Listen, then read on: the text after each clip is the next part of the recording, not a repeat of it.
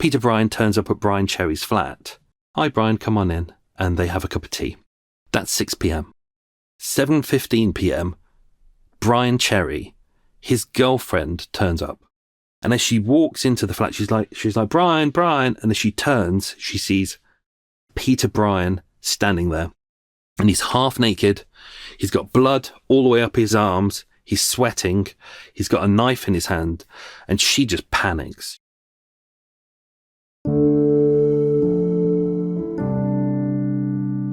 Murder Mile UK True Crime is a London-based true crime podcast focused on Soho, the West End and West London.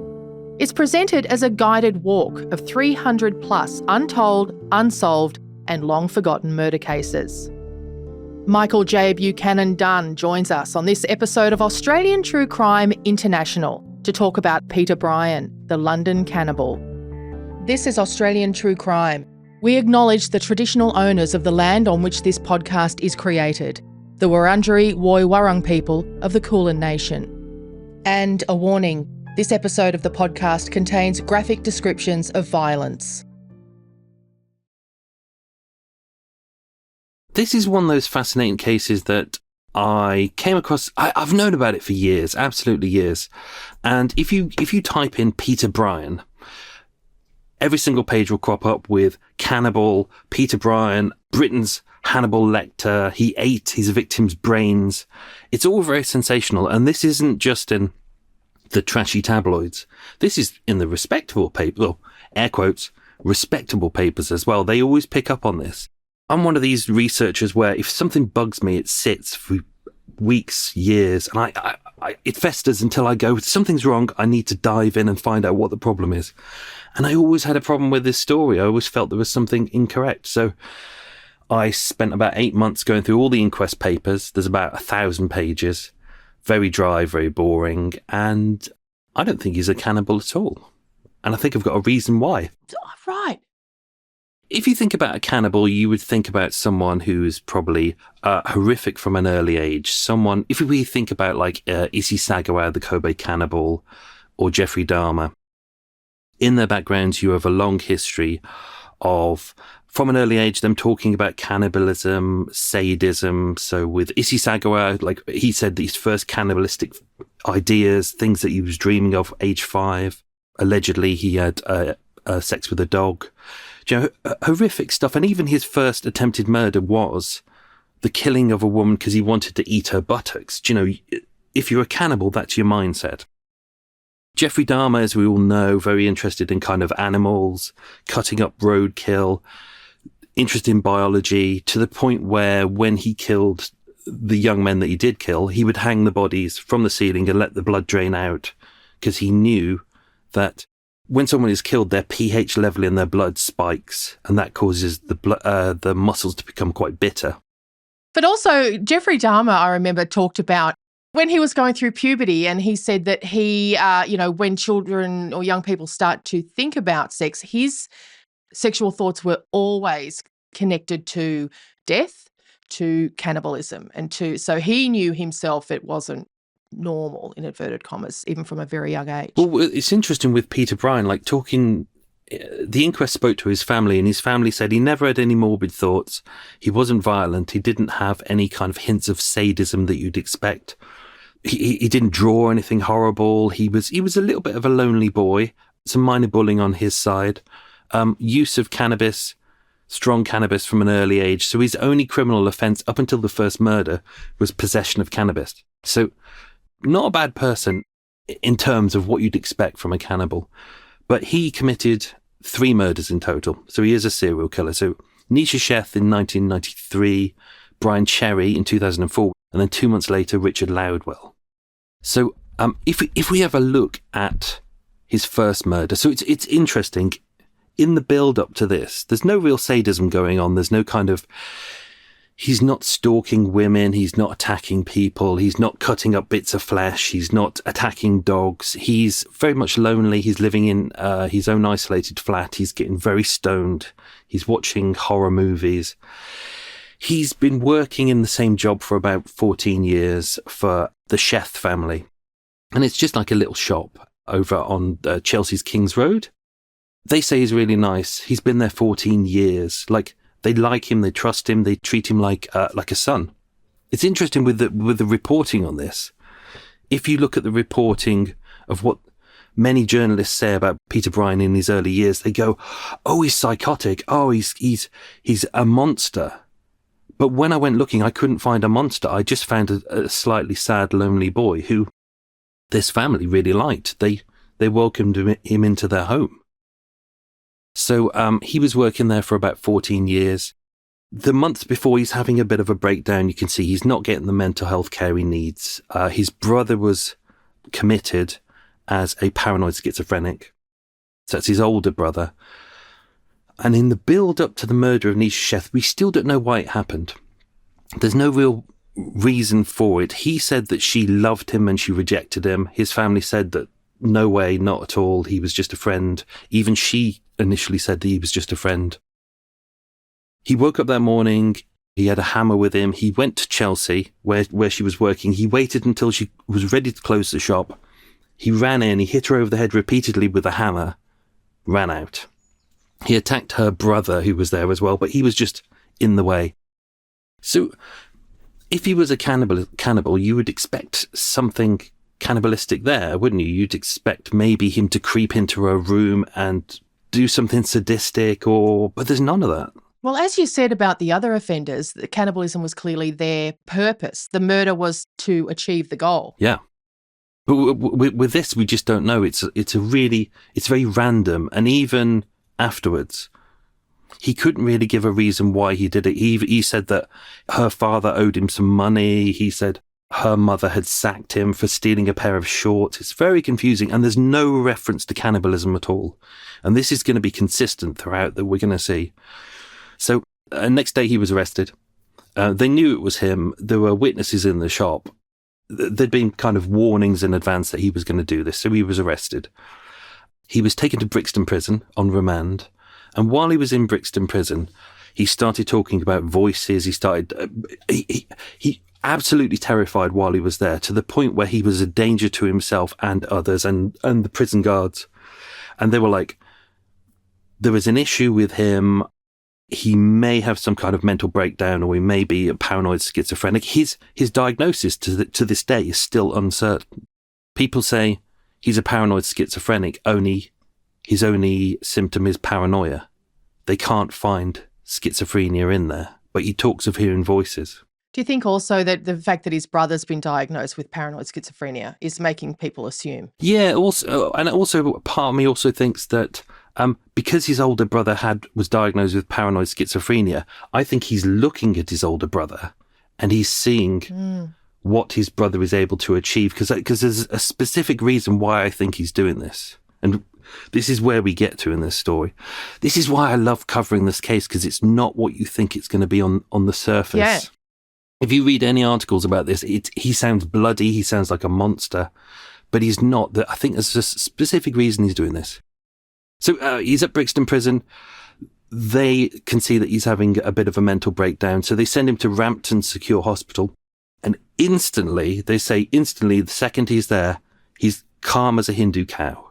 He really is. He's peaceful, he's kind, he's pleasant.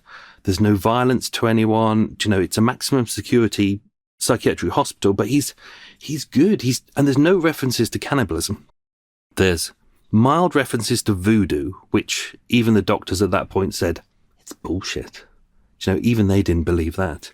What do you mean, that he was trying to bung on voodoo, or that other people were accusing him of doing some kind of voodoo? He was. I think because his family comes from Barbados, and I've covered quite a few cases before where I think sometimes if someone comes from a culture that we don't understand, it's very easy to kind of turn around and go, well, it's witchcraft.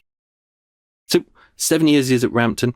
Perfect. Like, he's described as a model inmate. Like, there's no violence at all. There's a couple of minor infractions, but you would expect that with someone who's trapped in a room for 7 years.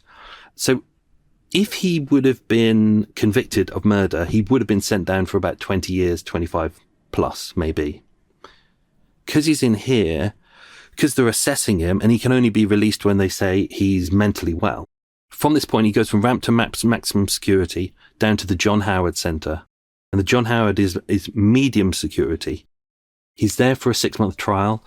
What they're trying to do is assess whether he can go back into the community, and they take him on trips outside, and he gets to meet people, and they're like, he's pretty good, actually. He's really taken this on board, and they even test him on his the drugs he's on, and they're like, we still don't know whether these drugs are effective, but he seems to be very calm. Like, he's done 7.5 years by this point, no issues at all. So after that, they de-escalate him down to the Riverside Hostel, which is a low security hostel, and here he can live his normal life. He can do his own cooking and ironing. He can get a job. He can earn money, but he still has to live under the stricture of what they say he has to do, and he's being assessed all the time.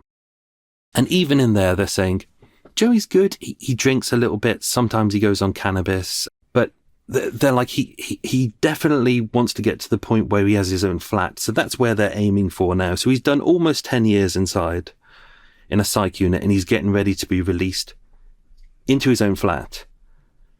And so instead of doing 25 years in prison, he's technically done 10 years in a psychiatric unit where he feels safe. He loves it there compared to a prison. I think if he was in prison, I think he would have lost it ages ago.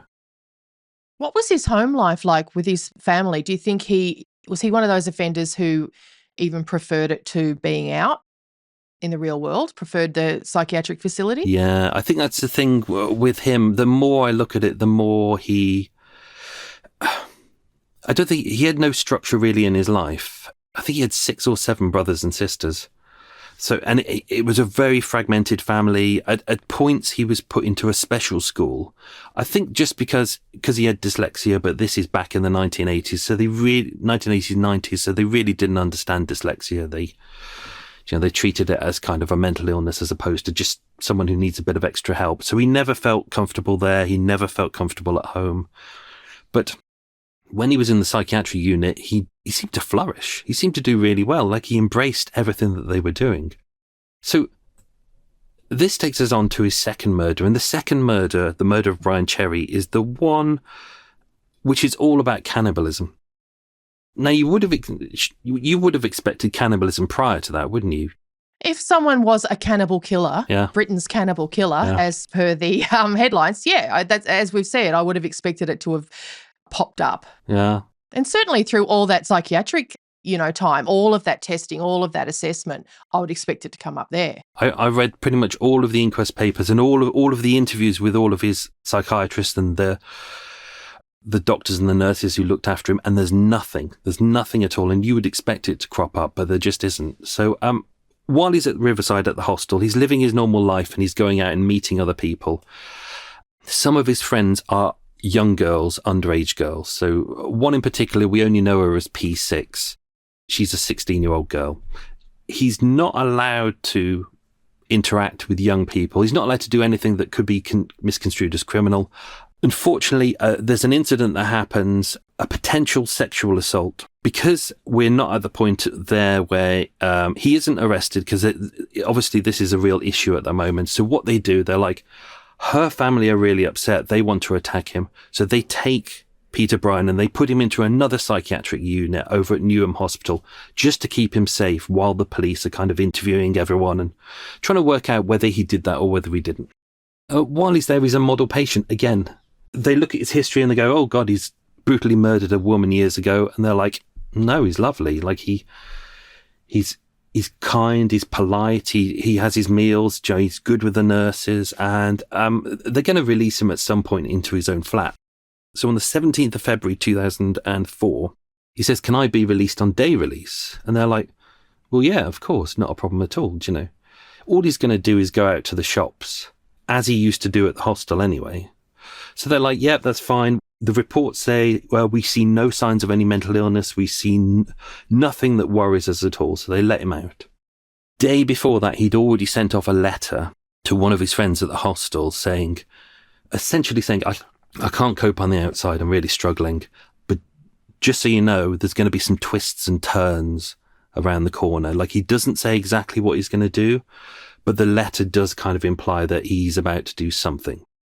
So obviously there's premeditation already there. Something interesting that I found in the research as well, because I was always like, how is cannibalism cropping up in these stories or what he's doing if it's not in his past? And when he murdered Nisha Sheth, that was the era when Silence of the Lambs came out. You know, we had a real resurgence in cannibal movies. It was kind of... But he didn't react to that at all. Like, it didn't become one of his things. This week... In 2004? Yeah. There's another resurgence in cannibal movies, another kind of spike where they all come out. But also, Armin Meiwes, the German cannibal, is in court. Mm-hmm.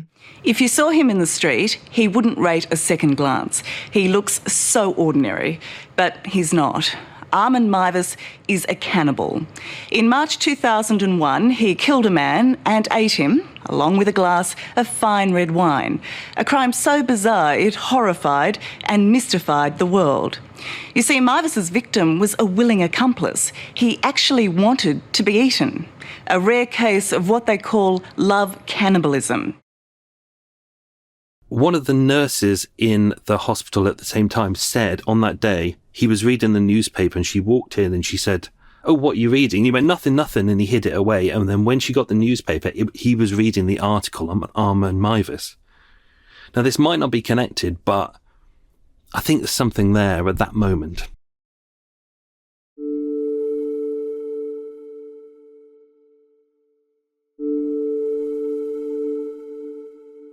If you'd like to talk to someone about abuse that's taken place in your life, no matter how long ago it happened, your GP is always a good place to start. If that's not going to work for you, you can contact 1-800-RESPECT on 1-800-737-732 or via their website 1800respect.org.au. Or you can call Lifeline's 24-hour phone counselling service on 13 11 14.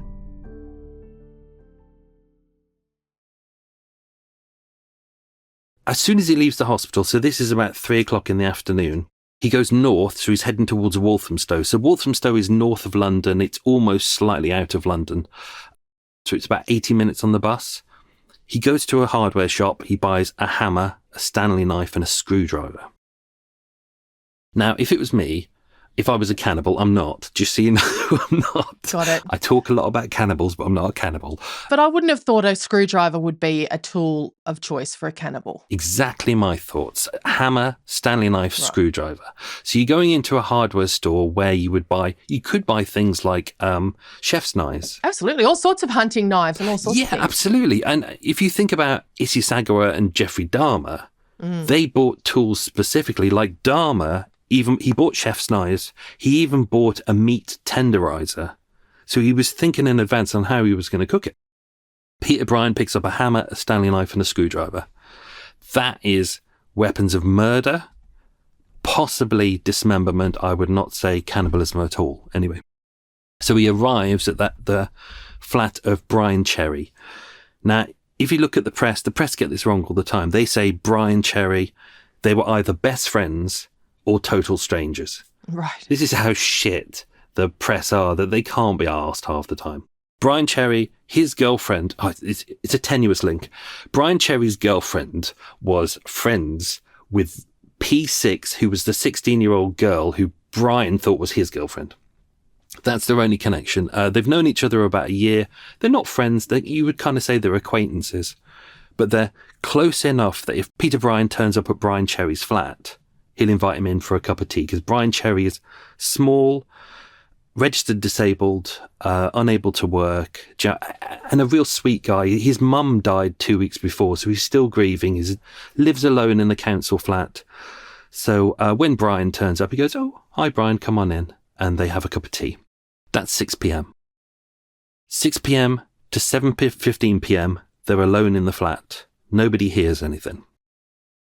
7:15 p.m., Brian Cherry, his girlfriend, turns up. So she's the one who's the friends with P6. She turns up out of the blue. She's come to get some cigarettes, some money that he owes her. And as she walks into the flat, she's like, Brian. And as she turns, she sees Peter Bryan standing there. And he's half naked. He's got blood all the way up his arms. He's sweating. He's got a knife in his hand, and she just panics. She keeps her composure, but you can tell that she's absolutely bricking it inside. And she goes, "Oh, where's Brian?" And he's like, I don't know. I don't know where Brian is." And as he turns away, she looks into the living room, and on the floor is Brian Cherry, lying on the floor. He's already cut off one arm, and he's bashed in Brian Cherry's brains with a hammer, between 22 and 24 times, so that the head is smashed. And she looks, and she's like, I mean, hats off to her. I would have fled, but she had the sense to go, "Oh, okay," pretend she hasn't seen anything. She's like, "Oh, okay, well, just tell him I'm looking for him. I'll see you later." And she walked out the door. So that's 7:15 p.m. Quite rightly, she goes straight to the police. She calls up the police. Police arrive at 7:30 p.m. So 15 minutes later. Police arrive that they to the call of an assault. That's all they think. They've heard it's an assault, so they walk in. The door's already open. The door was busted weeks ago, so there was no real lock on it. 2 police officers walk in, a male and a female. They walk in. Same thing happens again. Peter Bryan comes around the corner, no top on, dripping in sweat, blood all the way up his arms, no knife this time. They look at him, and because they've heard that it's an assault, they think he's the victim, and they're like, "Are you okay?" And he's just staring at them, and he's sweating and exhausted, and he doesn't say anything.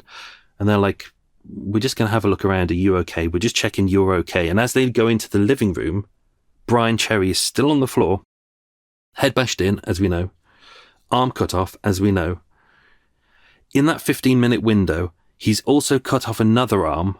So he found a saw and he was hacking through that, cut off another leg. He was partway through cutting through another leg as well.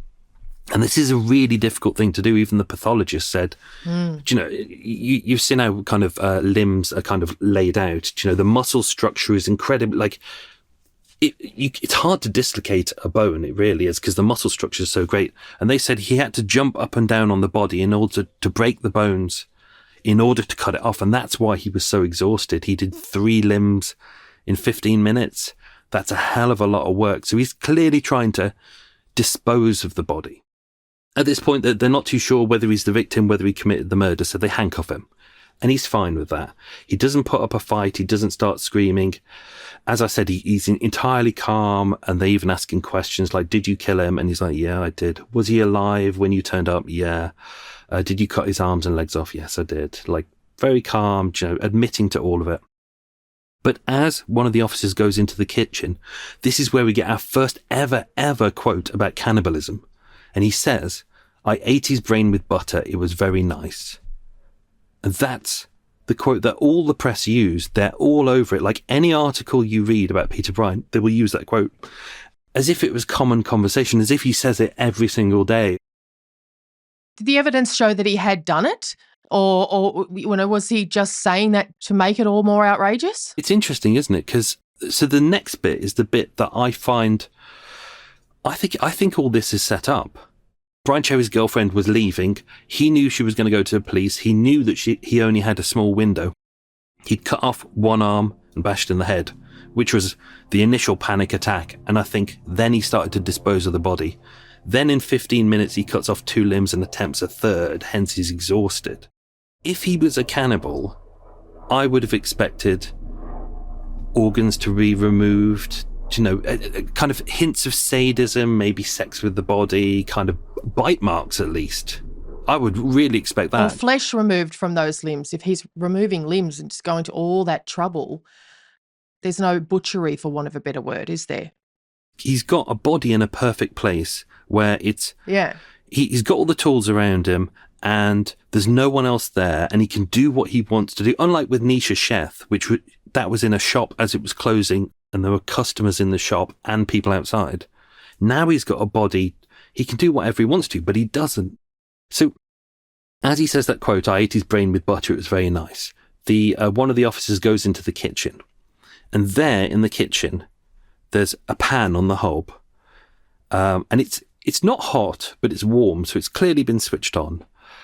In that pan is a walnut-sized piece of brain, human brain, and it's been cooked. Next to that is a tub of butter. And next to that is a knife, a fork, and a plate.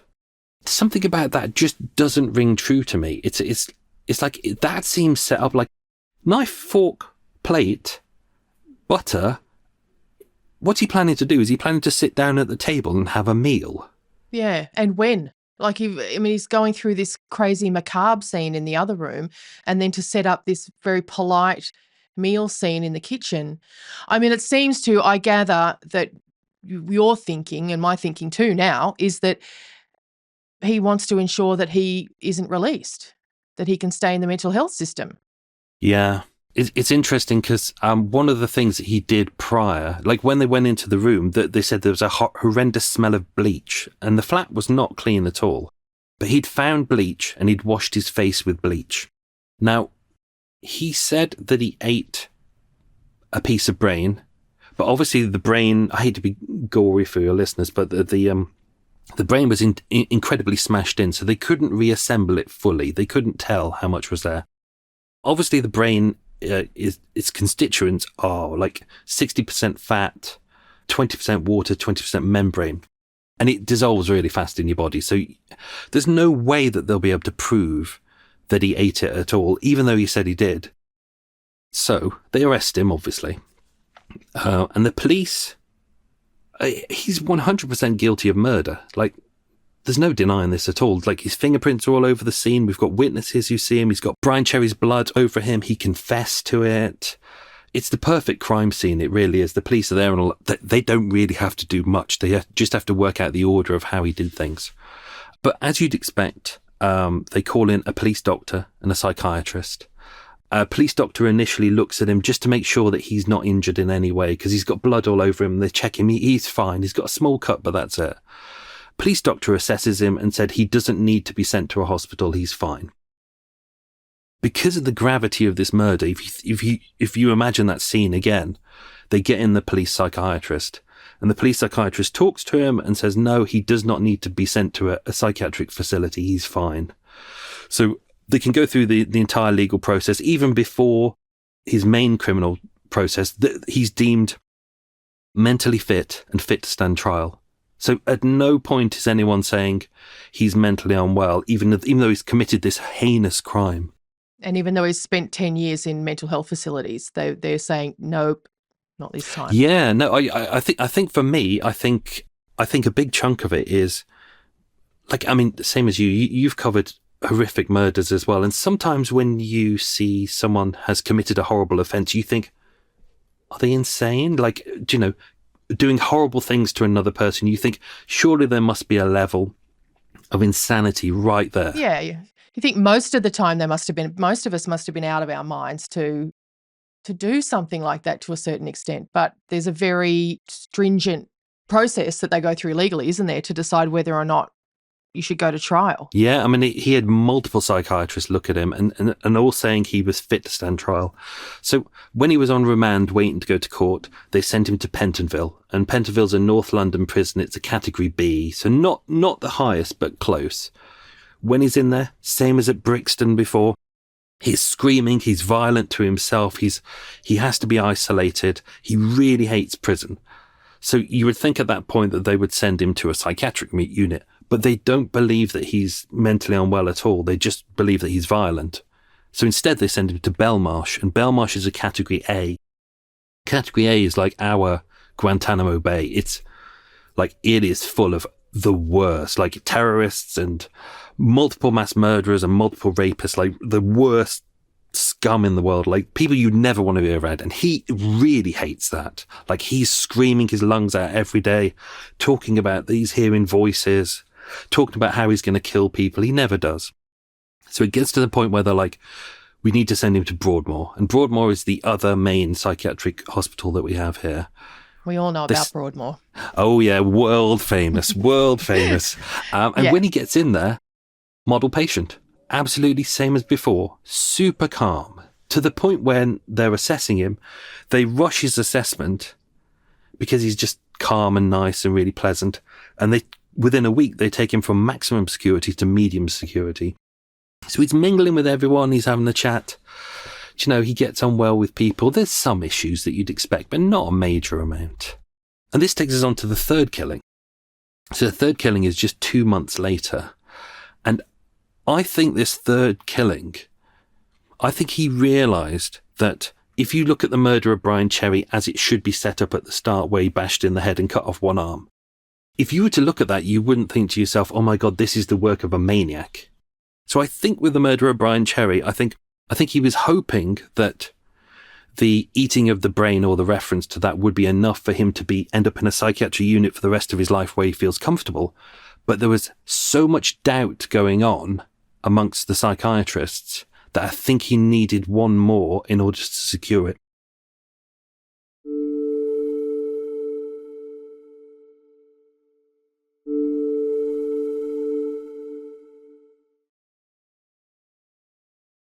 So while he was in Broadmoor, he was on medium security. He was able to mingle. He went into the dining room around 6 p.m. All of his murders are between 6 p.m. and 7 p.m. It's really weird. The third person he killed is a gentleman called Richard Loudwell. Richard Loudwell, he'd got severe mental health issues. He was a paranoid schizophrenic. He had early onset dementia as well. He'd murdered an elderly lady before, and it was very sexual. So he was in psychiatric unit as well, awaiting trial. Peter Bryan barely knew him. They'd barely spoken. No issues between them at all. It was dinner time. 6 o'clock, they're all sitting down to have dinner. Suddenly, out of the blue, Peter Bryan attacks him, gets his head, bangs it against the table and the floor, bashes his brains in. Staff, quite rightly, were there in seconds, and they stopped it. Richard Loudwell died. Peter Bryan confessed to it. I mean, everybody had seen him do it. Straight at that moment, he's talking about cannibalism. He's talking about, if you hadn't have stopped me, I would have eaten him raw. I was planning to cook him. All bollocks that it just doesn't make any sense. Then he makes reference to wanting to have sex with the body. He said, that was my plan. I always wanted to have sex with him. I found him attractive. But there's nothing in Peter Bryan's history about being into necrophilia or homosexuality. In fact, he's solely focused on young girls. That is his whole thing. He has never, same as cannibalism, he's never made any reference to necrophilia ever in his life. And I think it's the other taboo, isn't it? And as you said, he had the opportunity with the previous victim, Brian Cherry. The thing that strikes me is both of these male victims, Brian Cherry and Richard Loudwell, both vulnerable, both very vulnerable men, physically, mentally. And he didn't know them, so he didn't have any not at all. Beef with them. Not at all. It's really weird. Or it's very calculating. It's just very calculated, isn't it, to get what he wanted, is the way it seems. There's no remorse in him at all. I think he just couldn't cope on the outside, and I think with the murder of Brian Cherry, he was ready to be released. He liked the system because he's safe in the system, but he can't survive in prison because prison is a horrific place. What a fine line. What's it fine that he's tried to pinpoint there? Okay, I don't want to be released. Then he's done a murder, tried to make it look weird, but no one's bought it. So he's ended up too far into the system. I'm in jail. I hate jail. Yeah. His sweet spot is really narrow where he's trying to get to. It's weird because when he's inside, he can kind of get what he wants. There's a security, but one of the details I love is he likes Ribena. So do you know the little carton of fruity Ribena drinks? Yeah. He can get Ribena inside. So he likes the fact that he can watch telly when he wants to. His clothes are washed. He's safe. They protect him. He gets medication. He goes, when he's at John Howard Centre and they're training him up to take him out into the real world, he gets to go to pubs. He gets to go and play pool. But at the same time, he always gets to go back to his own environment, his own safety. Yeah. So did it work, this third murder? Did they start to buy it, this insanity stuff? Yeah, it's kind of when he went to court, the trial judge at the moment, and even if you read the judge's summing up, he's talking about cannibalism, the judges, and he's saying, you did this because you wanted to absorb their power. They believe all this voodoo nonsense that he's talking about, and they absorb it, so that's fine. So he ends up getting a whole life tariff, and that means he will never be released. He has to go to Broadmoor. He's never going to be released. There's an appeal shortly after that. And the judge at that point said that this was incorrect. So he changed it to a minimum tariff of 15 years at Broadmoor. So that was 2006. He would have been due for release 2021, but he's still at Broadmoor today, but he can still be released. We have the same system here. We have the same system whereby if you can't go to court for a crime like this, a violent crime, and you end up in the mental health system, you could be there forever, or you could get out a bit earlier like he did the first time, or you could be there forever because it's to the doctors as to when you get released. And they won't want to make that mistake again, right? Absolutely. It's interesting that he's committed no assaults, no killings, no nothing. Like he's just going on living his life. I think he does feel safe there. I think he can't cope on the outside. He can't cope in prison. So yeah, as you say, it's a sweet spot, isn't it? It is, and it's so political, though. It's, for all of those people for the doctors who work with him day to day and the nurses, their bosses, the administration, and even the government, the minister of whatever it is, if they let him out again, and God forbid he did anything again, I mean, there'd be hell to pay. Yeah. So there's a lot of political pressure, I would think, to keep people like him, just keep him there. It's fascinating, isn't it, that he uses people as pawns to get what he wants. As you said, I think he sees an opportunity and is like, how am I going to get it? He's playing the mental health card, but he's also playing the card of being not particularly smart as well. Do you know the whole Columbo routine where Columbo always pretends, just one more thing, and he plays the idiot? I think he's doing exactly the same. I think because he comes from an impoverished part of London, because he's black and all the doctors are mostly white, I think there's a lot of that going on. Also his kind of upbringing of talking about voodoo. And you never really think of someone who's obsessed with voodoo as being an intellectual. You always think of it as a primitive thing. So I think he's using that to his advantage, knowing that some of the doctors, their quotes, it's that typical doctor thing where it's all that holier than thou. I'm more intelligent than you. You are just a humble peasant. You may kneel down to me. There's a lot of that with the doctors. So I think he's playing on that. I think he knows that he can play up to it. It's a fascinating case. It is a fascinating case. And again, it's about systems. That's another thing that interests me about true crime is you think about, okay, well, let's look at the roles of the education system, the welfare system, the immigration system, all of those systems that let him down, I think, where you get to a point where he has to use these skills that he has to manipulate the system and feels as though he's had to kill people to find safety. Whereas had there been intervention to help his family when he was younger, to help him when he was struggling at school, all of those things, you have to wonder, would he have ended up the way he is? Yeah, even when he was a kid, it's like they keep saying that he's of low intelligence, and I don't think he's of low intelligence. I think he just struggled at school, and like many of us, I struggled at school as well. Everyone who spoke to him said, he's a really nice guy, but he is a manipulator. Like, he will tell you what you want to hear. So he's clearly smart. I think a lot of these doctors and psychiatrists and all these experts, inverted commas, I think they were quite ashamed, as you say, like someone as lowly as him really pulling the wool over their eyes. They actually, I think it was 2 inquests in total. And in the end, even though there was a lot of very, very, very senior people who signed off on him being released, like it had to go right to the top. In the end, they blamed it on a social worker called Roland. You're joking. He had, I think it was 5 months experience as a social worker, but he had no experience of dealing with anyone who'd committed a criminal offence, let alone a murder. So even he said, I was out of my depth. And his caseload was high, and they just literally went, it's him. They announced his name to the press. So everyone was like, oh, look at this disgraceful social worker not doing his job properly, and entirely ignoring the multiple levels of all these PhDs above him who did the actual work.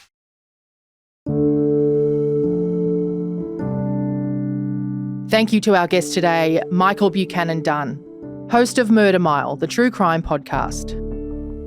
If you need support after listening to this podcast, you can call Lifeline on 13 11 14 or contact 1-800-RESPECT on 1-800-737 732 or 1800respect.org.au.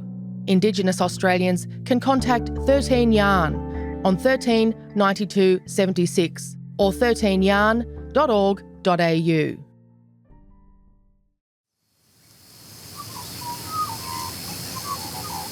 The producers of this podcast recognise the traditional owners of the land on which it's recorded. They pay respect to the Aboriginal elders past, present and those emerging.